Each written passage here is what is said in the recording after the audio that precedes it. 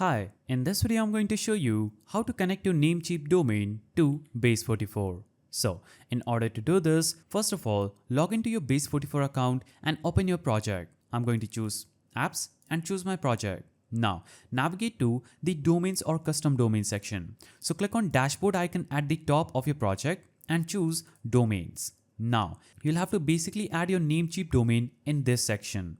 So you can see custom domains are available on the builder plan and above. Upgrade to connect your domain to this app. Click on view plans and make sure you buy from any one of these three plans in order to connect your Namecheap domain to Base44. Otherwise, you won't be able to do this. After buying the plan, you'll have to go back to just this page and log into your Namecheap account, open your domain list, select the domain you want to connect, go to Advanced DNS tab, add or edit the following DNS records like CNAME, a record, then save changes and verify.